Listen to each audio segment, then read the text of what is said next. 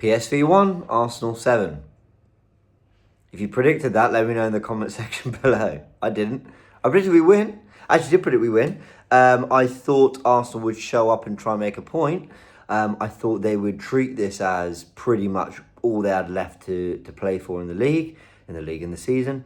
But I didn't expect something so emphatic. Arsenal decided to play football today, and they were brilliant as a collective. They were brilliant as individuals. I thought from the subs to the approach to the game, there was so many positives. But I will say, at half-time, the score could have been a little bit different.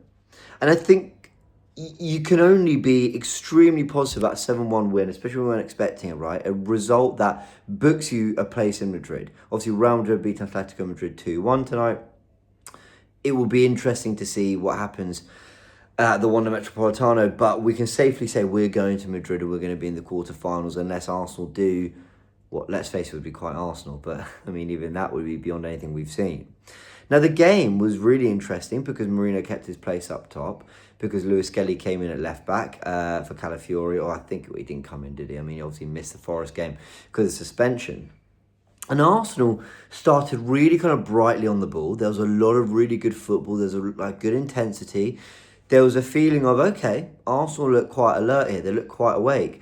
But actually, the first big chance came to PSV. And I think I've got one takeaway from PSV is that actually you shouldn't look at just data and numbers to kind of make an opinion of a team. But the data and the numbers would have given you a real clue as to what to expect from PSV in this game. Because they're the top scorers in their league.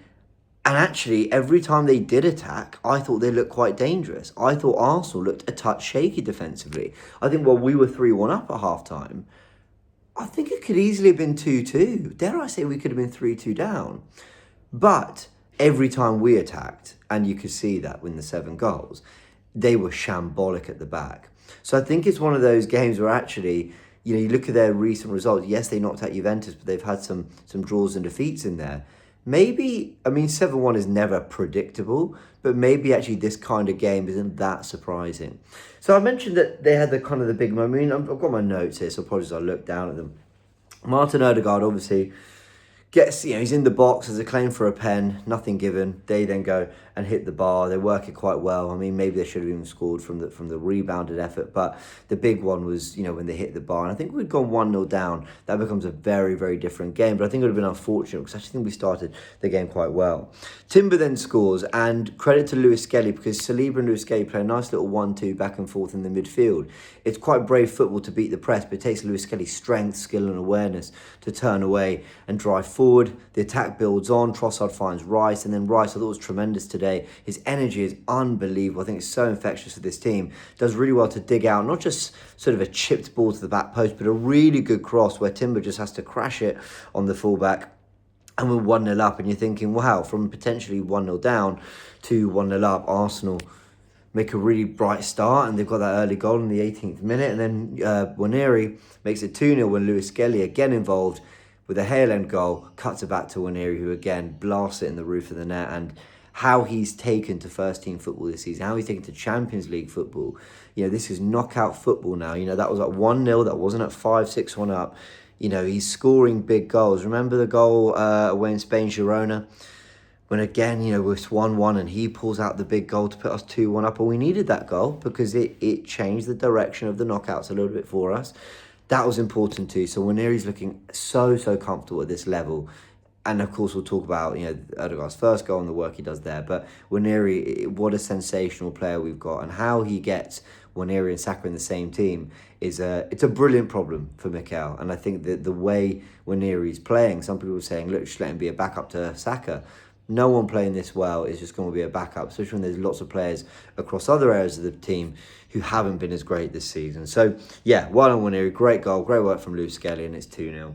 What else have we got next? Right, Lewis Skelly and the potential red card. So, I'm not sure how I feel about this one. I probably need to watch the 2 incidents back. I think overall, it's definitely a second yellow card. I think it's a late challenge. You see Lewis Skelly hesitated to make it. He kind of got, I think, fooled by the winger a little bit there.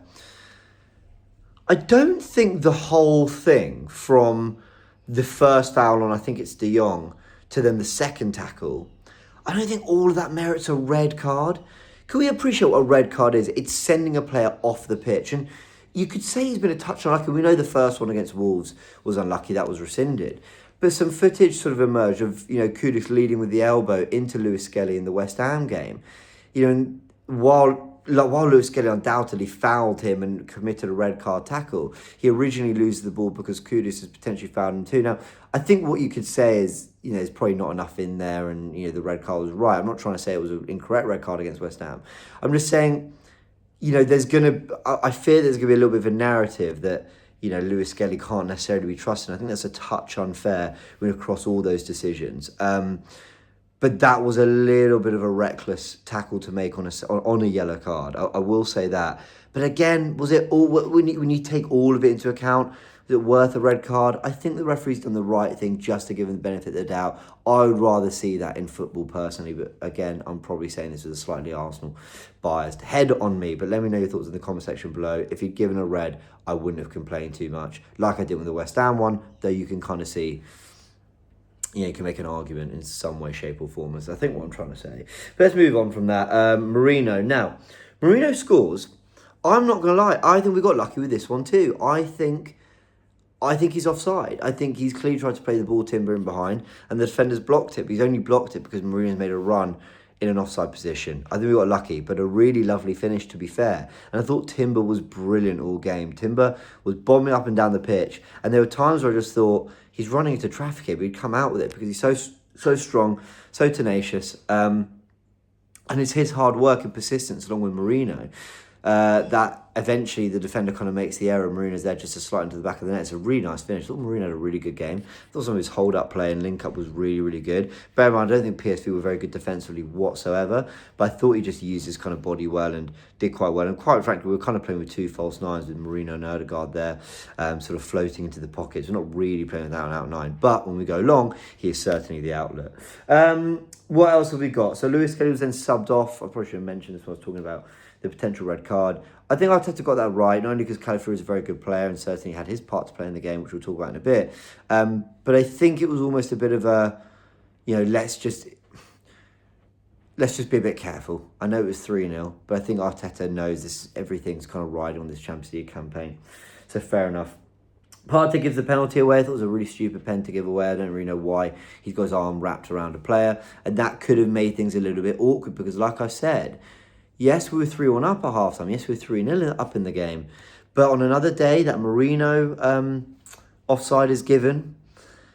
They've hit the bar when they really should have scored. They've got the penalty. That's the second goal. And Luke de Jong, I think it was, headed over the bar. And I think probably should have scored that. And you're going, well, PSV, like I said, they are by far and away the top scorers in their division. And you can kind of see why. They caused us trouble every time they came forward. But, again, they scored the penalty, No Lang.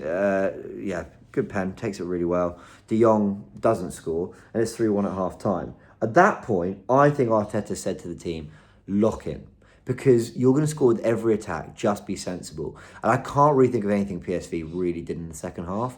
The odd kind of moment, shot from De Jong, who was it? Was it De Jong? I can't remember. There was a shot that kind of went wide. Yeah, they had the odd moment, but generally I thought Arsenal were in complete control in the second half. Odegaard obviously scores what helps having control in the second half. That Nwaneri, just does some brilliant work from Merino, gives out to Nwaneri, beats his fullback, ball into the box. The keeper's then touched it into Odegaard, who then rolls into the back of the net. And when you got that fourth, I think you're then in a really commanding position. I think at that point we thought that's the tie done. I mean, will PSV get another 3 goals across both legs? I mean, you couldn't rule it out, but Arsenal go and build on it very quickly with the Trossard goal. Calafiori and Trossard combining really, really well down the left. Some lovely back heels and movement and 1-2s, constantly kind of not just watching their pass, but following and running into the space. And a lovely chipped goal for Trossard. I thought took that really, really well, had a really good game himself. And Calafiori, I thought, was great when he came on. I mean, obviously combining well with Trossard, we'll talk about his goal in a sec, but I think I said this in a recent video. Lewis Skelly is your midfielder inverting, but Calafiori's a little bit more lung-busting, up and down, marauding fullback, and I never thought he'd be that kind of player. In the tackle, he's really aggressive, he intercepts while he gets forward.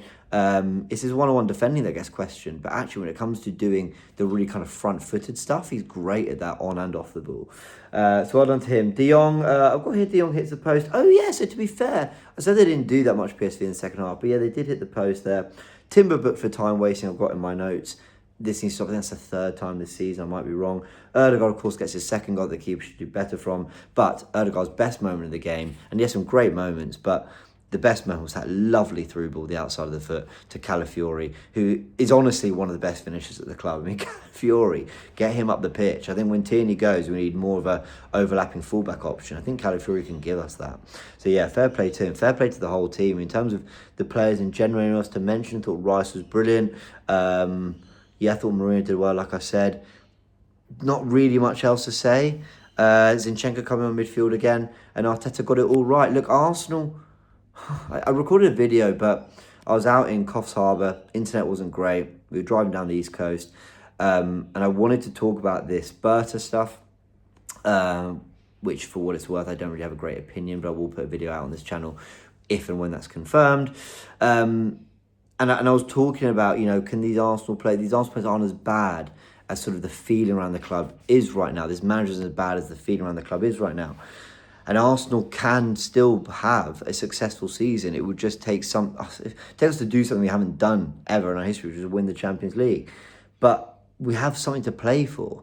And I think that's kind of been forgotten a little bit just because it's never been done before. But I've seen clubs, Tottenham, when they got to the final, they'd fallen away from the standards that they'd hit in the years before. Under Pochettino and Chelsea, when they actually won their 2 Champions Leagues when they weren't having good domestic campaigns. So, yeah, I know it's very wishful thinking, but you've got to take some inspiration from that and know that not all hope is lost and not all is done. Arsenal have put themselves a place in the quarters in that first leg away at PSV, and I never thought I'd be saying that. So well done. It's a really great win. It's a really great win. Look, this video's been much more match reporty. There's so much to talk about. I wanted to go through every moment and give my comment on every moment, but I think you can safely say that Arsenal need to keep things sensible in the league, secure second place. We're not going to snatch first from Liverpool. So it's all about the Champions League. And if you put your big efforts into this, you never know what could happen. So there we go. Let me know your thoughts in the comment section below. Who was your man of the match? And I think we can say it. See you in Madrid.